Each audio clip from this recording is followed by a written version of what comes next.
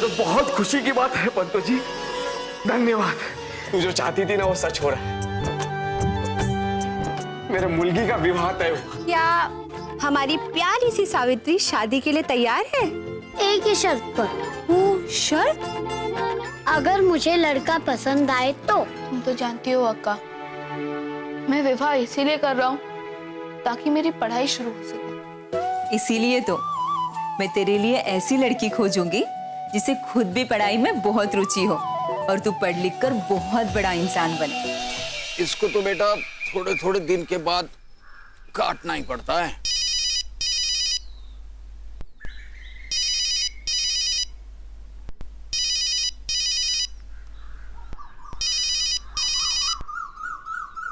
Hi ma'am, how are you?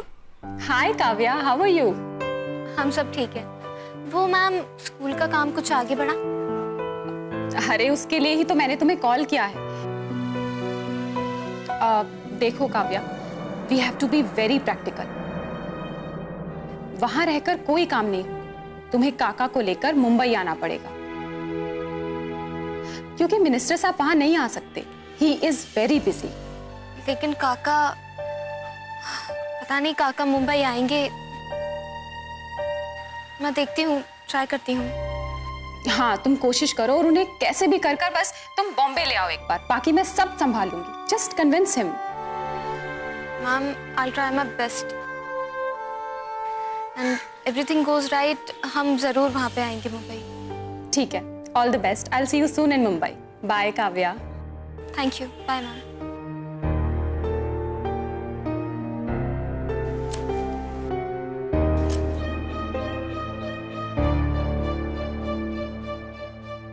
काका, Sagarika ma'am का call था।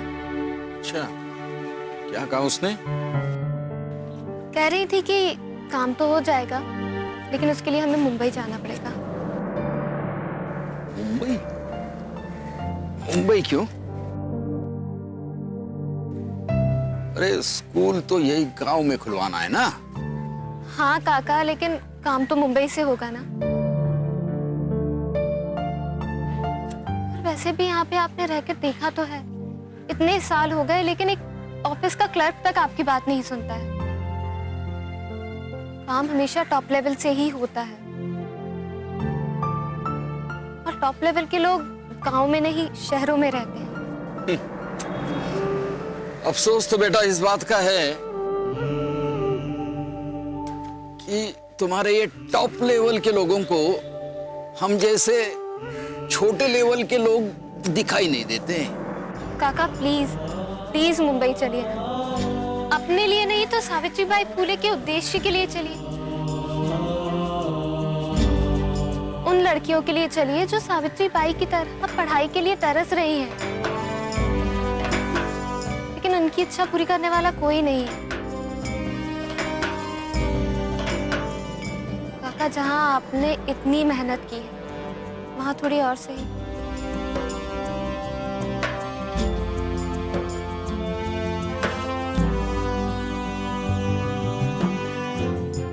काका कहाँ जा रहे हैं? सामान पैक करने। मुंबई जाना है ना।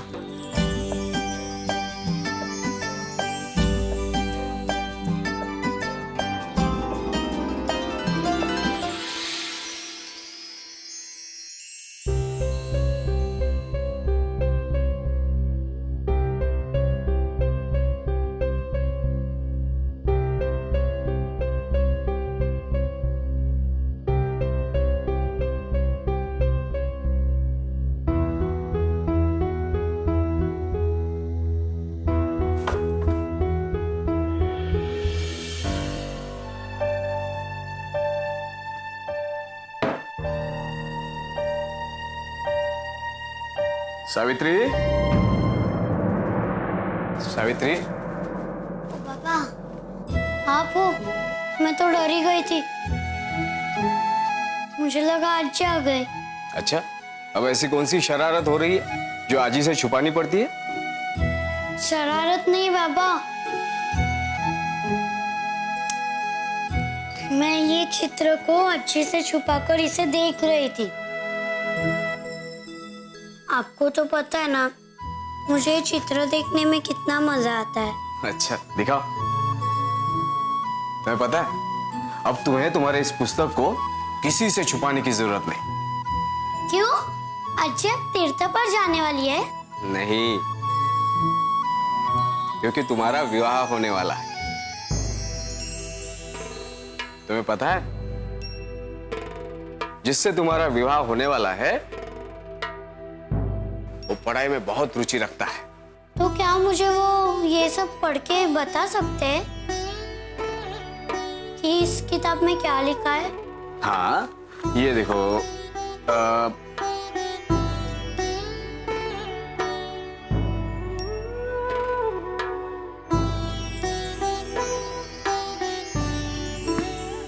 मेरे लिए तो काला अक्षर भैंस बराबर है। वैसे देखने से तो ये फिरंगियों की जुबान लगती है। जहां तक मैं जानता हूं तो ज्योतिबा मराठी और हिंदी का अध्ययन कर रहे हैं। तो क्या वो भी इसे नहीं पढ़ सकते? हाँ, फिलहाल तो नहीं पढ़ सकता, पर हाँ, ज्योतिबा पढ़ाई में बहुत तेज है। पूरे पुणे शहर में सबसे तेज। देख लेना, वो एक दिन ये अंग्रेजी किताब पढ़ना भी सीख लेगा और इसे पढ़कर तुम्हें सिखाएगा। अगर लड़कियों को पढ़ने की छूट होती तो मैं भी पढ़ सकती। नहीं बाबा? हाँ, क्यों नहीं? तुम क्या किसी से कम हो? तुम भी पढ़ सकती थी, तुम भी बहुत कुछ समझ सकती थी। ये धर्म और समाज, इन्होंने हमें बांध के रखा।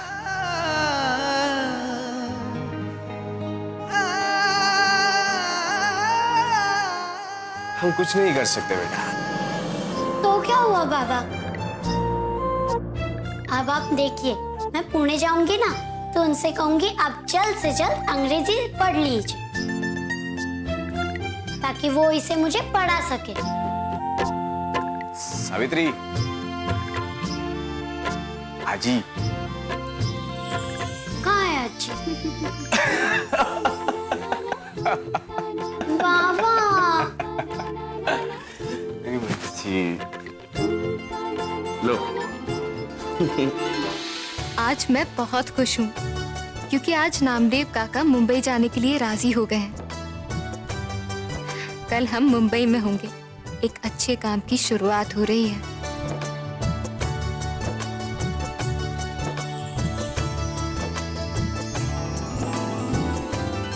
और दूसरी खुशी की बात यह है कि कल का सूरज कोई साधारण सूरज नहीं होगा। ये वो सूरज है जिसके लिए सदियां इंतजार करती थी। वो सूरज जो आसमान को कोमल बनाता है ताकि दुनिया की सबसे छोटी और हल्की चीज वो भी उड़ सके। अक्सर तो सिर्फ सूरज उगता है, लेकिन कल सवेरा होगा, क्योंकि कल ज्योतिबा के परिवार वाले सावित्री बाई को देखने जाएंगे।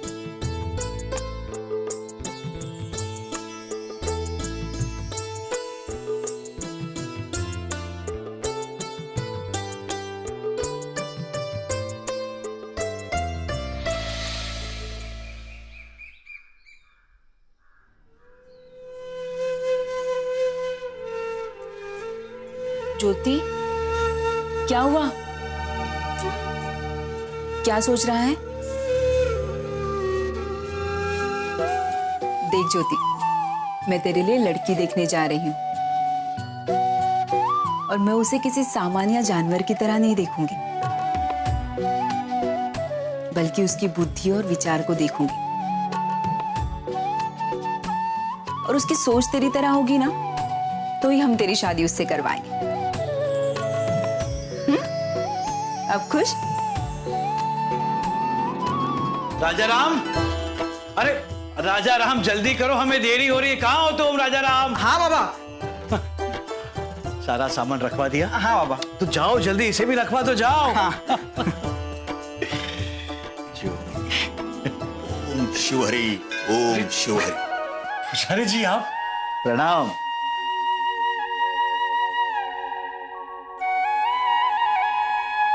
अच्छे समय पे आपके दर्शन हो गए। हम एक शुभ कार्य के लिए जा रहे थे, अब हमारा कार्य शुभ होगा।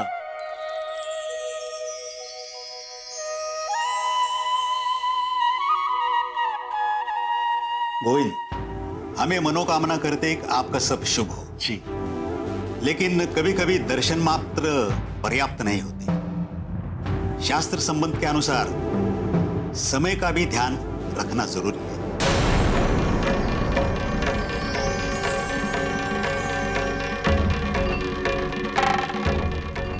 पुजारी जी, किसी बात की कोई कमी रह गई क्या? यही तो मैं कहने आया था।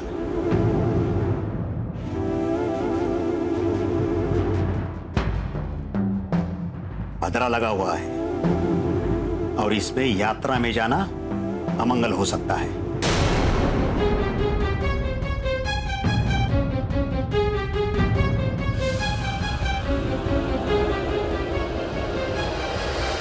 क्षमा कीजिएगा पंडित जी।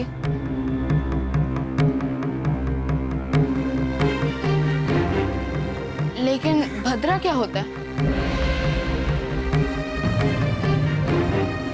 तुझे उससे मतलब?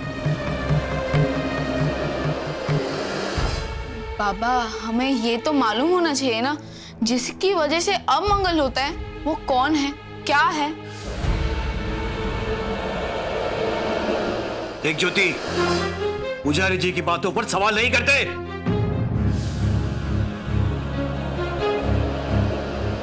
गोविंद, क्रोध न करें। बच्चा जिज्ञासु है और लोगों की जिज्ञासा शांत करना भी हमारा धर्म ही है।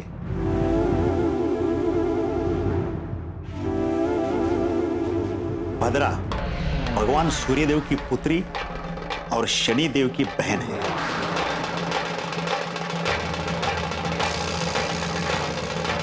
और इसका स्वभाव शनि देव की तरह ही उग्र है। और इस स्वभाव को नियंत्रित रखने के लिए भगवान ब्रह्मा ने पंचांग के एक विशिष्ट अंग विष्टिकारण में इसे स्थान दिया है।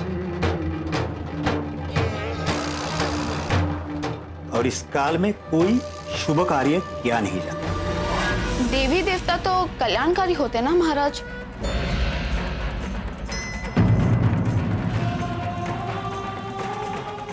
अगर पंचांग के वक्त उनका काल आता है तो ये तो शुभ माना जाता है ना।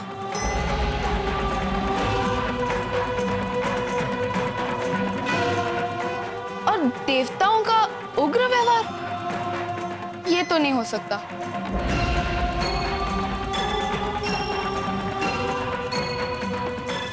वो तो तब होगा ना पंडित जी, जब कोई अशुभ कार्य या अनुचित कार्य किया जाए।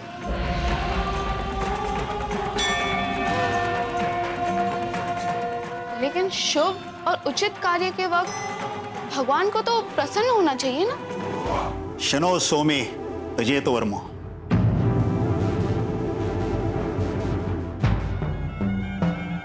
हर दिन के लिए यात्रा का समय होता है, उसकी दिशा होती है, उसका मुहूर्त होता है।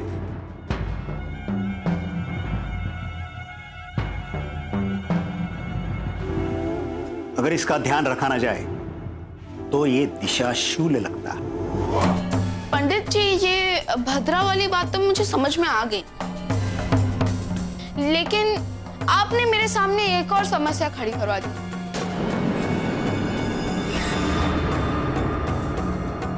ये दुशाशूल वाली, क्या रास्ते में कील या कुछ शूल गड़ा रहता है क्या? चुप रहो। जाके अपना काम करो, जाओ।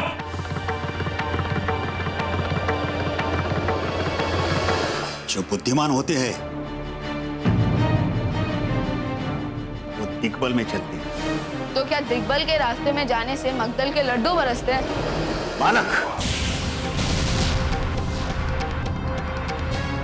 वो अभी अज्ञानी है। काल की बारीक गणनाओं को तू नहीं समझ सकता। उसके लिए शास्त्र के अध्ययन की आवश्यकता है।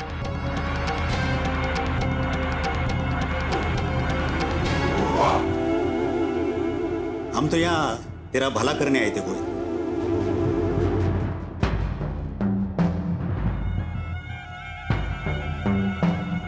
पर जिस पर भद्रा हो उसका तो भगवान भी भला नहीं कर सकता।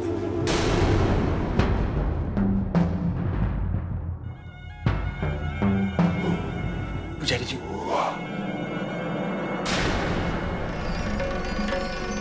ज्योति पुजारी जी की बातों को ध्यान से सुनते हैं। उसे काटते नहीं।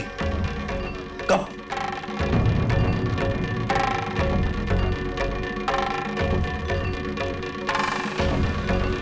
एकदम चुप। पुजारी जी, बच्चा ही आप उसकी बातों पर ध्यान मत दीजिए।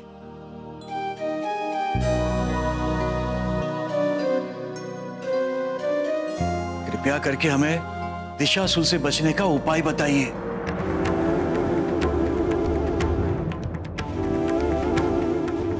आपको निवारण की क्या जरूरत है?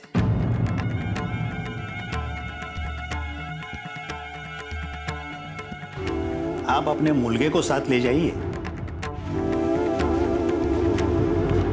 ये देवी देवताओं को नहीं डरता, तो ये भद्रा दिशाशूल क्या कर लेगा? क्षमा क्षमा कर दीजिए पुजारी जी।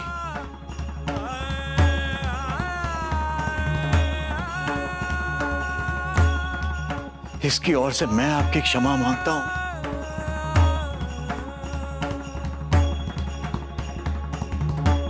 लेकिन कृपया करके भद्रा का निवारण बताइए। ठीक है, इस अज्ञान वालों को हमने क्षमा कर दिया।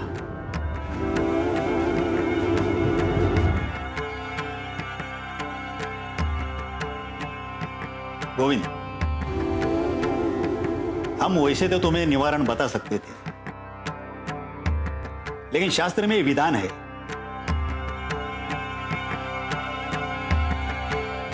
कि दक्षिणा दिए बिना कोई उपाय बता दिया तो फलित नहीं होता।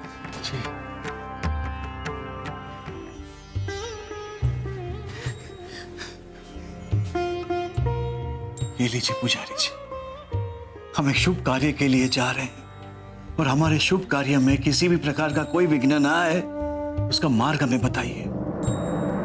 अवश्य। यजमान, ये फूल अपने पूजा घर में रख दो।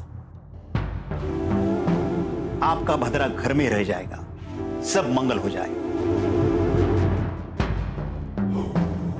आपने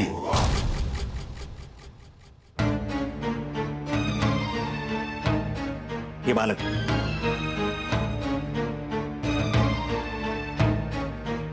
इसे रखने दो।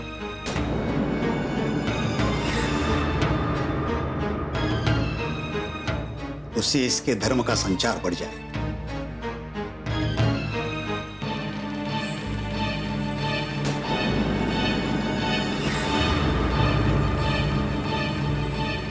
अब सब शुभ होगा।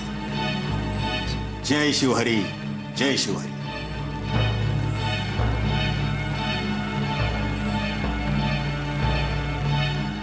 हरिओम हरिओम। ज्योति, इस फूलों को पूजा घर में रख देना। अरे सगुणा, जल्दी करो, हमें देरी हो रही है। हाँ भाव। ज्योति, तू चिंता मत कर, अब सब अच्छा होगा। अच्छा, ये फूल रख दे। हाँ,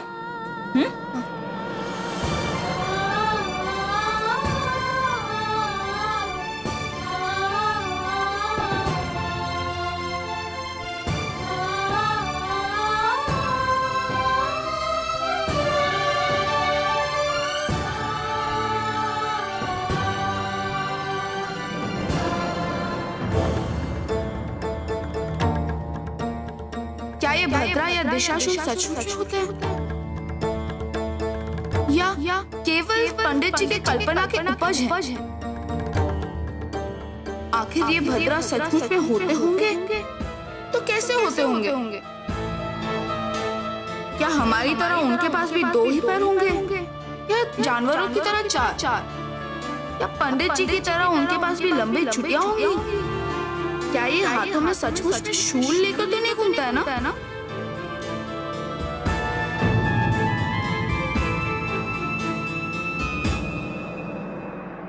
चलो इसी बहाने भद्रा को देख तो लूंगा।